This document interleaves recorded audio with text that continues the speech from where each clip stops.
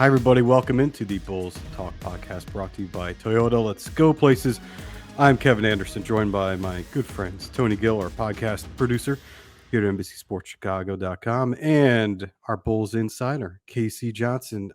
Gentlemen, we were going to initially have planned this podcast to be fully about Summer League and new guys, but that's going to take a little backseat because KC, you are in Vegas right now. Artūras Karnišovas and Marc Eversley spoke on the record about the offseason so far, where this team is currently, the new direction this organization is going. Please, if you haven't read it yet, go to NBCSportsChicago.com and check out KC's story detailing exactly what they said. But we will certainly dive into a lot of those comments here, and also some of the stuff behind the scenes, what led to it, what KC's opinions are, certainly what my opinion, Tony's opinions are about what was said and what was not said, which I think is sometimes just as valuable. But KC, first, just your initial reactions to the front office going on the record and what your biggest takeaway was from what they had to say. I mean, there are a lot of big takeaways. I mean, I guess the biggest one is you got to start with they expect Zach LaVine to be healthy and happy in training camp. The other big takeaway is they're not done. That is absolutely clear. And that's obvious because by pivoting to this direction that they've chosen, with Zach and Vooch still on the roster, you're not really fully leaning into this youth movement. But I think overall, like, it kind of lines up with what most of the writers who cover the team have been painting this as a youth movement. But it's not, to me, it's not like a tank or a rebuild, because they said this on the record, and this has been clear. They are targeting young players with experience. And, Josh Giddey, who is 3 years in the league, started 80 games for the number one seed in the West. Jalen Smith, 4 years in the league. Obviously, Buzelis is more of a long-term project, but they were surprised he was at 11. So, it's a youth movement rather than a tank and rebuild. I think they feel like if they keep the number 10 protected pick to the Spurs after next season, that's a bonus byproduct of what they're doing. But what they're doing is trying to just develop the next roster iteration after, holding on to a core of older players for 3 seasons. They are now establishing a younger core to see where this kind of direction goes. And like I said, they're not done. Tony, what was your biggest thing that you, after reading Casey's story, that you kind of took away from it? Yeah, I mean, the quote that sticks out into my mind from that is it could be argued that it could be too late or too early to do this. No, spoiler, no, it cannot be argued. That one really kind of threw me for a loop a little bit. Like, the rest of it was kind of like, okay. But that one was kind of like a big shock, because I'm like, how can it be argued? How can it be argued be too soon? Who is arguing it's too soon? Early for who?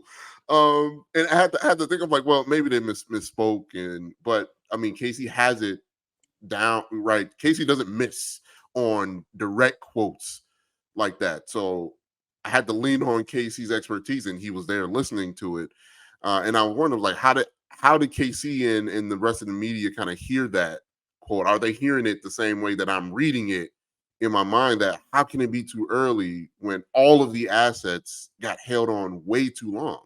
Well, and that was just kind of I know we're going to dive into it, but my initial reaction, the quote that really grabbed me was that one right there.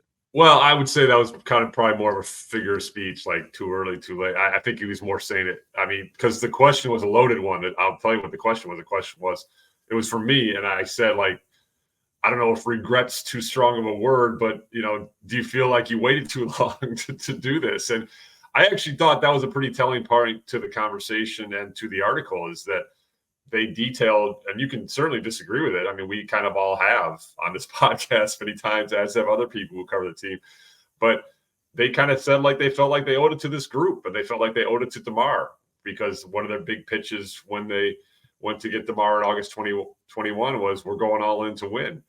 And so they felt like they owed it to this group and if you remember following the first non-playoff season, they went to Nashville. The whole plan was continuity and cohesiveness and connectivity.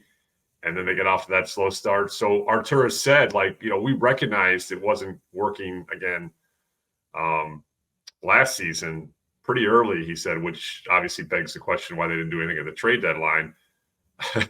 but they felt like they owed it to this group. And, they kept saying, well, we're one game away from the playoffs in those 2 years. I personally, again, think an 8 seed, I don't know, but we're going over old ground here. So, I mean, we asked that question though, right? Like, if they would have made the playoffs, would the verbiage and way of thinking would have been different than what it was at the end of last season? I think there's our answer. That if he's harping on, well, we almost made the playoffs and was almost the 8th seed, I think that's our answer. That there was no significant amount of thinking of changing things unless they were definitely not going to the playoffs. So that's kind of how I took that. I think for KC, it being a figure of speech is how I read the you can argue too soon or too late. Yeah. I think it's also his way of admitting mistakes were made, right? Like how we being the front office, approached these last year and a half, we probably did it a little bit too late. The argument is the rebuild so too soon. The argument is, when should they have started it? I think it's either trade deadline in 2024 or the offseason a year ago. That to me is the argument when they should have done it. I fully am okay with them trying to push it one more year last offseason. My biggest gripe is the trade deadline this past February is when they should have moved off of Caruso or Drummond or anybody else that they could have gotten assets for. But certainly where this team is right now, Casey, in regards to the direction this front office is taking with the youth movement, why do you think they are putting value on young players already semi-established in the league versus the potential of draft picks? I mean, I've been saying this pretty consistently since Artūras inherited a rebuild that was, trying to quote soft tank, and that he's just not interested in that. And I think it's pretty evident now, because not only did he build a core that was working for a half season before Lonzo's injuries hit, and then obviously has struggled since, but he held on to it. When he does pivot off that, he's not pivoting to a full-on tank / youth movement. I mean, he still wants to be competitive. And, he's targeting players that appeal to him and that he think fit the next, wave of this roster. So that's how I read that. One other quick thing on background that, we're talking about if they waited too long and stuff, one thing that is obvious, is that they are privy to information that we're not, right?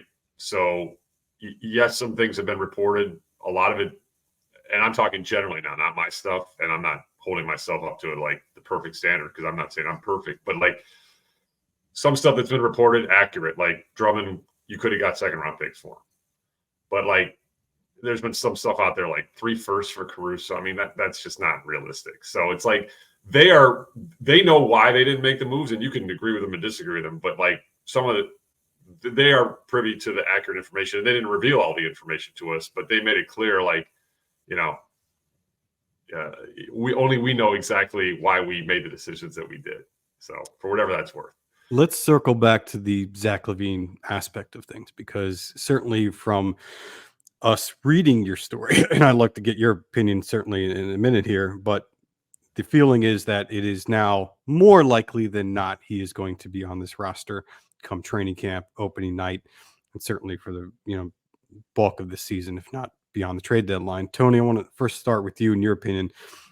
If that's the case, if this is a Zach LaVine back, this is like a kind of like a couple getting a separation.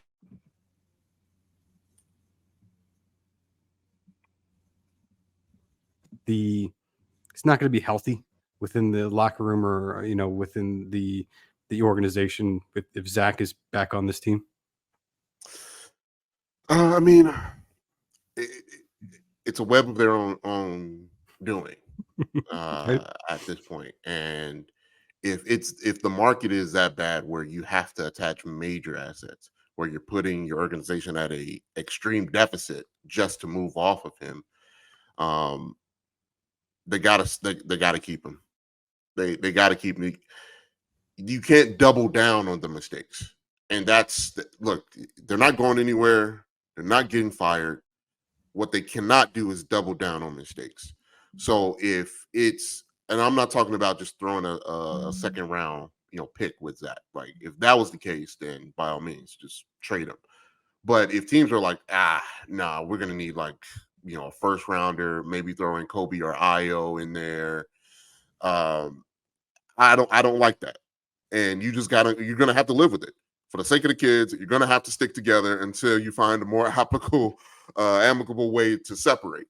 And look, that's just how it is. And I think Bulls fans, we should start really thinking of that more, instead of, we all know what needs to take place, but also you have to think what's in the best now interest of the organization. And right now, trading Zach LaVine, face it, at the low marker of teams wanting him, isn't the best way to do business.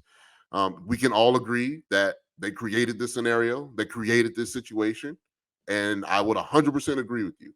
But now it's about, okay, what's the best way to move forward? And I think a key aspect to Casey's piece involving the Zach LaVine stuff was not to the detriment of the growth of Coby, Josh Giddey, and Patrick Williams is going to be the key in how they're going to do that. And that's my thing. Zach needs to look as good as possible, so teams can be like, okay, we can use him, we can add him. But what does that mean? Does that lead to less opportunities for growth for those younger guys, for Matas? Because this group needs to get going. So I'm very much interested in talking about, or asking, or knowing how they're going to go about doing this. But now knowing that, okay, Zach is probably going to be back, I've kind of already accepted it. That's all really, really, really well said, Tony. I don't have much to add to that. I'll just flesh it out a little bit, but you're spot on, man.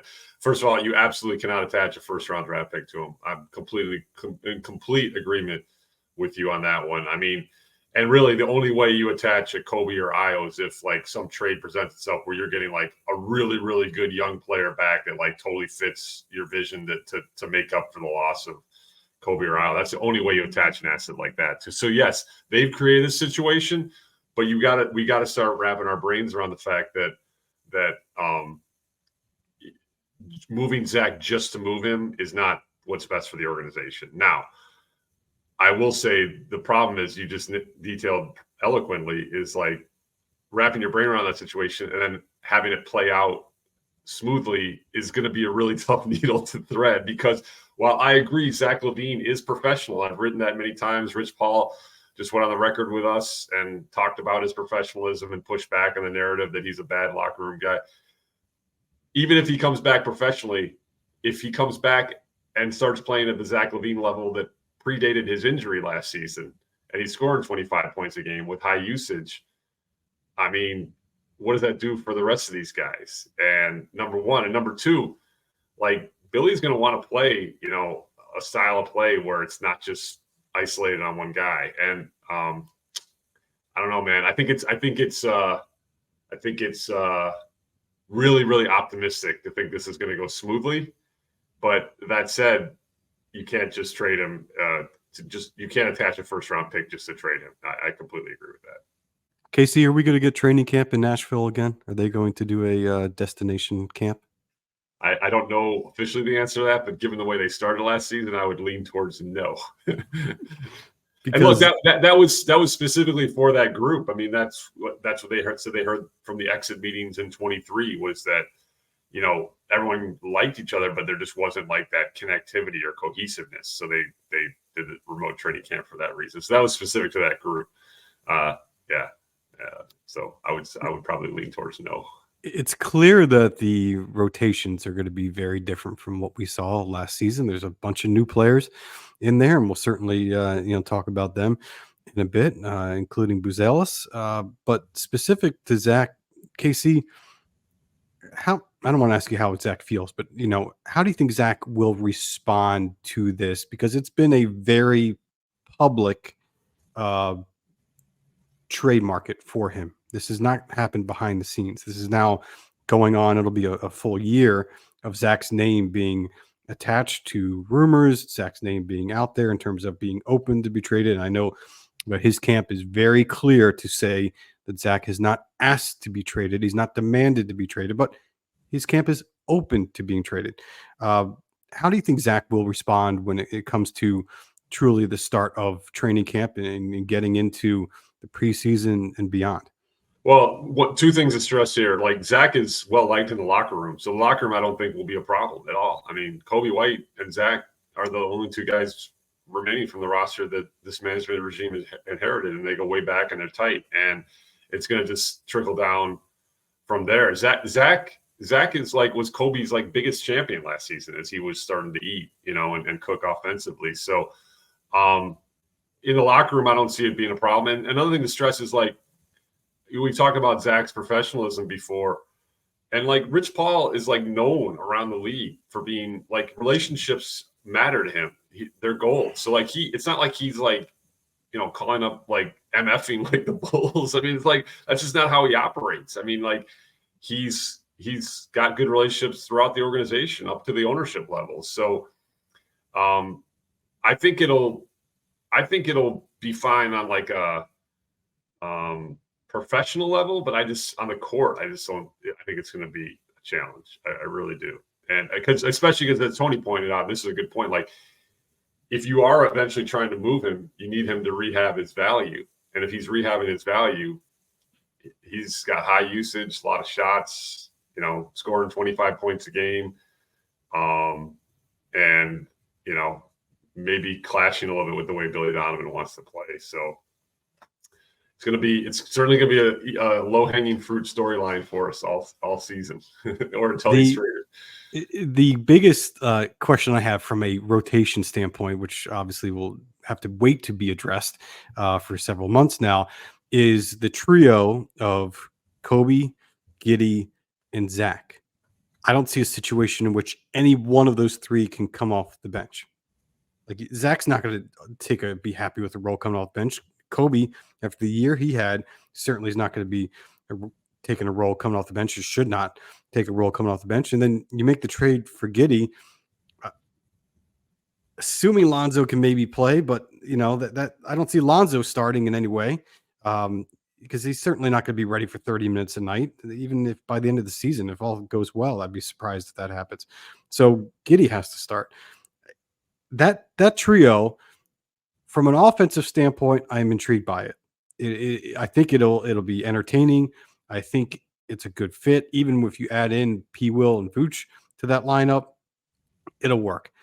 From a defensive standpoint, that trio is god awful. That is a horrible defensive trio that is essentially your perimeter defenders. It is really bad.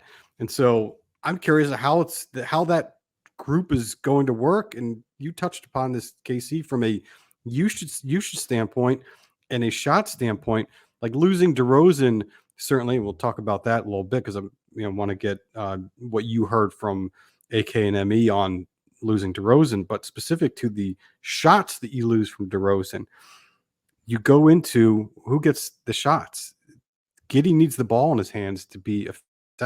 Has been very effective in catch and shoot. He's one of the best players in the league at catch and shoot, but he hasn't always loved that aspect of the game. Kobe's going to need shots. Vooch is still going to take shots, and P. Will's got to eat too. So from a 2 months out training camp type thing, here we are in mid-July right now. I just want to know how it's going to work from a fit standpoint. And Zach, while I think certainly from a efficiency standpoint and a scoring standpoint and a skill set standpoint works with Giddey and the others, much certainly better than DeRozan would have, just from a role standpoint, I don't know how everybody's going to be happy among that group. Defensively, I think it's going to be a challenge. Yeah, I think you try and have as much fun as possible. I think that's how you go out there and you guys just go have as much fun, because it could be a very fun way to watch offensive basketball. I will say that if things are humming. But here's the thing: that group needs to get out and run, and the only way you get out and run is by getting defensive stops and not having to take the ball out the rim almost every other possession. That group doesn't seem fun watching in a half court offense, to be honest. So they need to, whatever Billy and that coaching staff needs to drum up to. Are we looking at the Joe? I almost called it. Sorry, the former Bulls coach, my guy. I can't remember his name right now. That was before Jim Boylan. Jim Boylan. Do they do the hyper aggressive trapping to try and generate some generate turnover. Offense, yeah, to generate some offense going the other way. I don't know what the answer is, but it's going to be very, very difficult for them to generate some consistent defensive stops with that group. Now, to that point, from a pace standpoint, Billy Donovan did join the NBA TV broadcast courtside on Saturday as part of the first game, and was asked specifically and did mention about getting out in transition and picking up the pace is a big emphasis of his heading into this season. So I absolutely agree, Tony. I think that is going to be a key to them getting out there. But if the theme of the season is fun, maybe they do training camp at Disney World then for a few days, and everybody can get in that right frame set, right mindset to start the season. Casey, real quick defensively, I want to add one point. I mean, we wrote this when he was acquired. Josh, and I do think this is behind some of the thinking, is like they struggled obviously to rebound a little bit last year, and Patrick was out for a lot of the season. Josh Giddey is an elite rebounder for his position in particular. So if you get a miss in terms of finishing possessions, I think they project to be a better rebounding team, and I think that's part of the thinking of that starting lineup that on paper looks to be defensively challenged. Yeah, and like the transition part, like, let's be honest, DeRozan did not love getting out in transition. That was not his style. So like having that change, I'm optimistic that LaVine will be much more open to that style of play, and we should see much more up-tempo style. We were kind of promised that a little bit last year, and we never got it. So hopefully this year's the reality is we do get an increased pace, and they aren't, nearly last in the league in pace. Casey, just with DeRozan specifically, this front office, in the comments that you wrote, that you talked to, they very much admired what he brought to the table, both on and off the court. 100%. I mean, to the point where they basically admitted that the reason when they kept the core together while we were screaming for them to move off some of their assets, either in 2023 trade deadline or 2023 offseason or 2024 deadline, is because they felt they owed it to not only the group, but to DeRozan in particular. Look, Marc Eversley, and I've written this before or said it before, Marc Eversley goes way back with DeRozan and his agent. I mean, he worked with DeMar in Toronto. His agent and Marc have known each other a long time and had a strong working relationship for a long time. So when the Bulls pitched DeMar in 2021, other than obviously paying him a lot more than anything anywhere else, they talked about their commitment to winning. And that started with that Vooch trade. They pushed their chips in with that. They moved into win now mode when they made that Vooch trade. We wrote it then, and it's easy to see now. So, they felt they owed it to him, and they completely lauded his professionalism. I mean, Marc Eversley took the lead on that answer, and then Artūras felt strongly enough to also add, it's so hard to trade somebody that's so invested in your culture and your vision, So they both commented on the departure of DeRozan.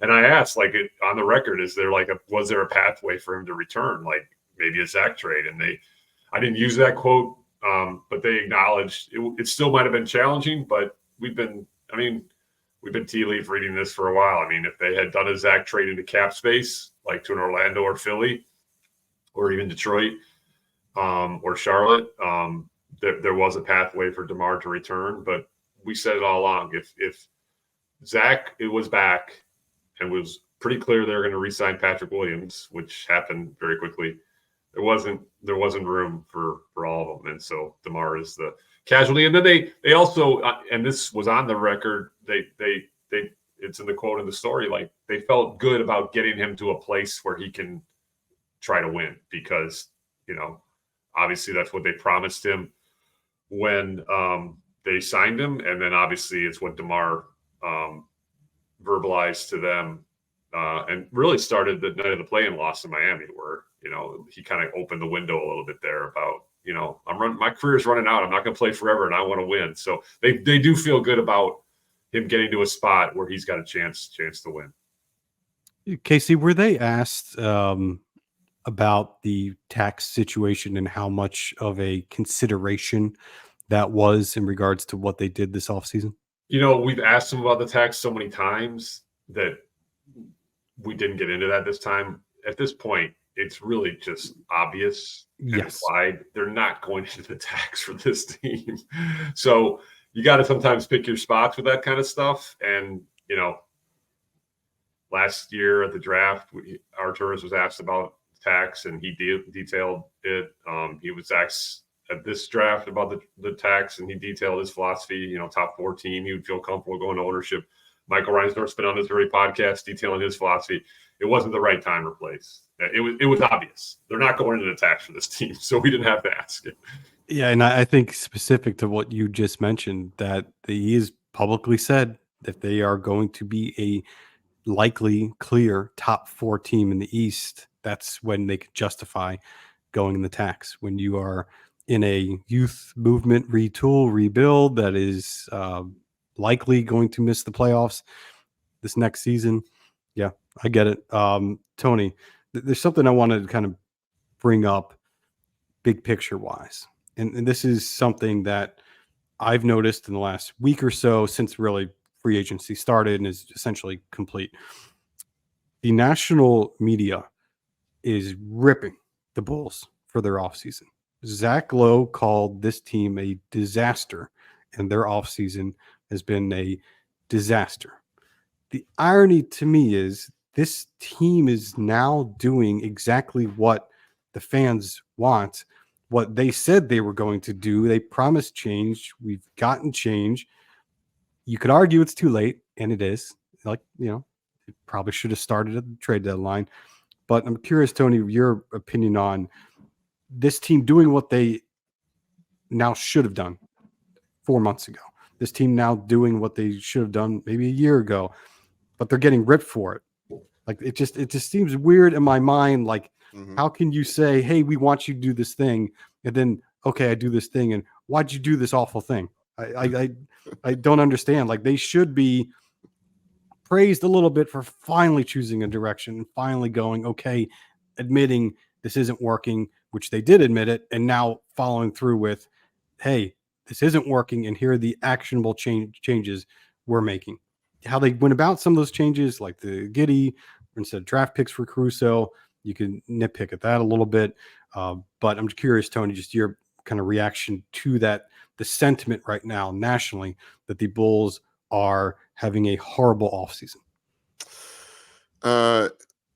Yeah, I think they've taken the aspect of you're not going to get hand claps for doing something you should have did a year and a half ago. Like, I don't know what the Bulls management expected to, but I don't get appreciation posts every day for feeding my kid. I'm supposed to do that, right? I'm supposed to, and like, it's the baseline part of your job as a management group is to analyze and constantly assess and not just sit on your roster when it seems like everyone else has. And again, it's your roster, but it was pretty clear that this team, this group was done, and you stuck with it for another full season, right past the trade deadline, to see if it would work. And I think for from the national media, and it's interesting too, on that same podcast, the Zach Lowe podcast, our friend Chris Herring was on it, and he brought up something interesting. Is like throughout these moves, it seems like the Bulls have traded for players at their lowest point or added players at their seemingly lowest point. Josh Giddey, right? The last time we seen him, he was not playing in the playoff game, and you wanted him. I'm not saying this about Matas because I enjoyed watching him being here, but he fell in the draft to you because he didn't perform as expected at the G League Ignite. DeMar DeRozan. Nobody else seemingly wanted to pay him what you paid him, but you wanted him.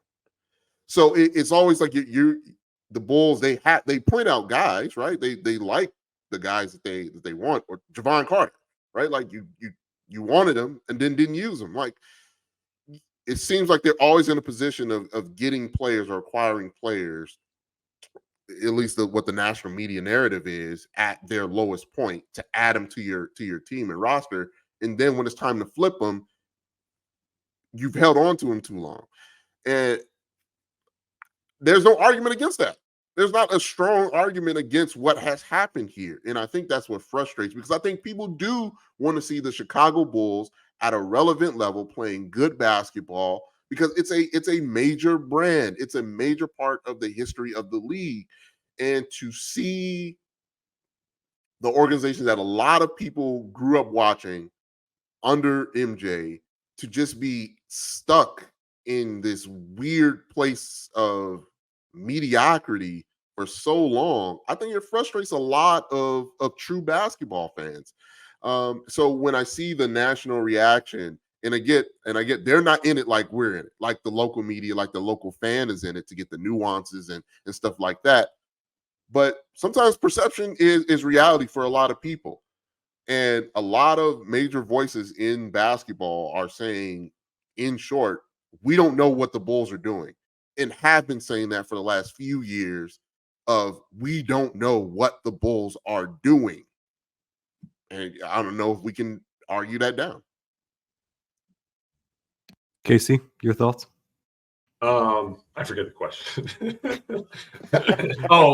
Everyone ripping them and they're finally doing something. Look, I mean, we've spent a whole podcast on this, and this was discussed with management yesterday. It's like, in a vacuum, I think most of these moves are decent. I mean, you could quibble on some of them. You could say you could have got draft. We were covering old ground here. Like, you could have got draft capital for Giddey. He's on the contract clock immediately. Did you slightly overpay for Jalen Smith? I mean, all these moves, in a vacuum are fine. It's just in the context of when they made them, it's like you could have got more if you'd done it earlier. So that's why it's hard. But I probably lean the other, towards it sounds like where you're leading this, Bulldog, is like, I'm kind of intrigued to see where this goes. Yeah. It's not going to be perfect. It's going to be messy. And, but they have picked a lane, and there is some young, intriguing talent in this roster, and let's see where it goes. So I'm probably more curious and optimistic to see where this goes than ripping them for what has happened. I mean, we've beat a dead horse that we all feel that they waited too long, but now they've taken action, and let's see where it goes.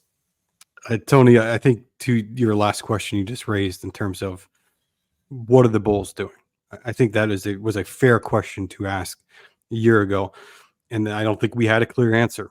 I think we've got a pretty clear answer today about what they are doing and what they intend to do. Now, the Zach situation is really not good for anybody, and that is certainly going to be a major question mark heading into this season. If he's still on the roster, what do they do at the trade deadline with Zach? How does it impact minutes and rotation and shot? Those are all like valid questions.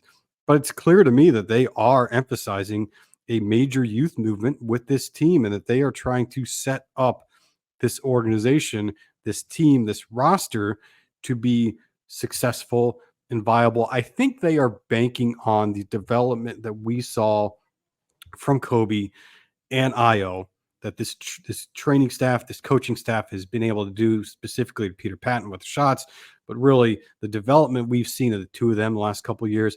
I think they are banking on that will then carry over, not just with the two of them will continue in ascent, but it will translate over to Giddey in the right situation. The thing is with Giddey, he was not put in a good spot to succeed this last season in Oklahoma City. The emergence of SGA made SGA more viable with the ball in his hands, which obviously is a MVP candidate, one of the top 5 players in the league. I totally understand what Oklahoma City was doing from a coaching standpoint and a usage standpoint, moving off of Giddey.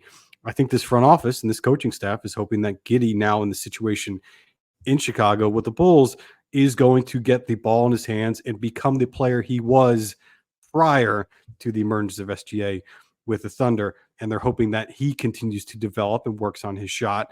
And if he can get a viable 3-point shot in his arsenal, and I think even to what I think maybe Billy had talked about this on Saturday during the broadcast is, Lonzo, his first year in the league, was an awful perimeter shooter, awful. And he put in a tremendous amount of work to get to the point in which he would be a viable threat from 3 and turn into not only a great playmaker, but a great 3-point shooter. I think they're hoping that Giddey can, take a page out of Lonzo's playbook and do the same thing with his game and accelerate that. And then if you add in some of the younger players, not just Buzelis, but Smith on this roster, you add in some of the veteran mix like Torrey Craig, that they hopefully have a viable team in terms of development this season. And then a year from now, hopefully get back into the playing picture. There's no doubt in my mind. In case I'll wrap up in regards to the conversation you had with AK and ME. How much of a motivation is it to keep that pick from San Antonio, which is, as most people I hope know by now, is top 10 protected? If it's outside the top 10, San Antonio gets that pick. How much of motivation is what they've done specific to being a top 10 lottery team next season? Well, I detailed that a little bit in the first answer about the overall takeaways. We asked that specifically on draft night because it looked, that was kind of. But I will say, coming out of that conversation yesterday, they convinced me that it's not like a driving factor. They think it's like a bonus byproduct, and I think they've obviously increased their chances of keeping it, but it's not like they're not going full tank here. And also, we've said this many times, there are too many teams in the East. Like, if you want a full tank, you've got to do a lot more. You've got to trade Zach. You've got to trade Vooch. Right now, they've got to me, a mid-30 wins team on their hands, and that's probably not going to be. It's going to be close. You don't know. There's some teams in the West. Utah could either tear it down a little bit more, or they could build it up if they re-sign Markkanen. So, it's not like the primary thing. I think they're just trying to build a foundation for the next roster iteration that is based on young, developing talent. So they certainly would like it if they get that pick, but they're not going full tank for it, for sure. And then the last two ends, because we got to get into the summer league play a little bit, is the last two loose ends from that is they talked about the Patrick Williams contract, and they reiterated, and this now should just be where it's at until you hear otherwise. Like, they reiterated that they expect Lonzo Ball to be a participant at the start of training camp. So this has been trending this way for a while. The money quote was, where it goes from there, we don't know, and nobody knows. I mean, this is really unprecedented stuff, but he is trending towards, being healthy for the start of training camp, and then we'll see where it goes from there. And Tony, to your point, you already touched on this, Bulldog. Nobody's going to expect him to play at the level that he was playing at when he went down. Just to see him on an NBA court would be a victory, in my opinion. Yeah. Tony, you had something you want to chime in with? No, it's more of a bigger question. Maybe we save it for the next podcast. So just how do we get here in terms of their philosophy, right? Where now they're not valuing picks when at first it was draft and develop. But that's a bigger conversation later down the road. But Patrick Williams deal, and they reiterated their belief in him. But the money quote there is, again, this is up to Pat. That's a good segue into Matas Buzelis, because to me, the best thing you can do is put Matas Buzelis against Patrick Williams in practice every day, because I'll tell you one thing. Matas Buzelis is raw and he's years away, but he ain't scared and he's going to come at you. And I didn't need to see that poster dunk to know that. He's got a swagger and an attitude about him. You can now see it. He's got an edge to him, a competitive edge to him. You've seen it in these first 2 games. Again, it's only summer league and he's 19. I'm not anointing him, but I would put Matas Buzelis against Patrick Williams in every preseason training camp scrimmage and let them go at it because I think that would be great for Patrick's development as well. Let's dive into Summer League a little bit. I think in general, from an observation standpoint, there's not much to be gained from the NBA preseason. And when it comes to Summer League, it's even less. However, I have loved that the aggressive approach that Buzelis has taken in Summer League, the attitude kind of like comes off the screen, watching him at home, which is a good thing, which is a positive thing. Casey, what are you most impressed by from watching him in person in Vegas? Just that competitive edge. I mean, if you watch kind of some of the replays of that dunk, I mean, you know, he stared down the dude afterward. He kind of cut up and looked at him. I mean, like, and just, you know, that first rotational turn in game 1, he got to the line 7 times. He was in attack mode. I mean, he hasn't shot it well. He ended up shooting it well yesterday, but all the big explosion came when the game was kind of decided. They were down 20 and he got hot late. But, you know, results I'm more focused on process. And his process is be aggressive, be in your face, not back down. And a big takeaway also was like he was switched on the guards sometimes on the perimeter against Golden State, including I always screw up this dude's last name, Brandon Podziemski. I'm sorry, I know he played at Illinois. I can't get his name right. That dude is a legit NBA player. He played impact minutes on the NBA level last season. He was the dominant player from last night's game. He switched on him a few times, and he said, like, I want that challenge. I want to show I can guard 1 through 5. So that's the stuff that stands out to me is like he's not scared, and he's ready for this. And he is raw. He's going to be a project. He's 19, but I like his edge. I like his edge a lot. When talking with him, does the confidence come across in person as much as it does off the page? He's a little bit more humble and soft-spoken. Tony was there when we taped the podcast with him. I mean, Tony can speak to this as well. He was really actually kind of down after the first game. He was happy they won, but he was like, I was sloppy. I didn't play well at all. I can play better. He wasn't down. He was just like critical of himself. So he's pretty humble and mild-mannered. He did have a little fun on our podcast, obviously, when he was talking about his trash talking ability. But he's pretty chill. He's pretty humble. He just says on the court that the quote was, on the court, I want to kill you. I mean, a switch flips with that guy. He's I don't know him well yet, and he's only 19. So it's weird for me to paint these broad strokes, but I would say my early take is that he's a different person on the court than he is off the court. Yeah. Tony?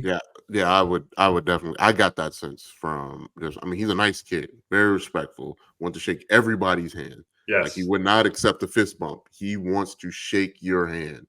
And I respected that. A lot of young people don't, want to do that. I mean, looks at you right into the eye. Like there's it's a humble confidence about him that I appreciated, that I liked.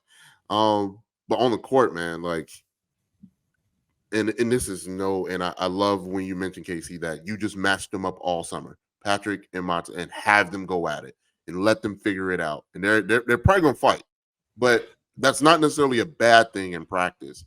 Because certainly we have precedent for it. Yes. But it's like all the mentality and aggressiveness that we wanted to see in Patrick is in Matas.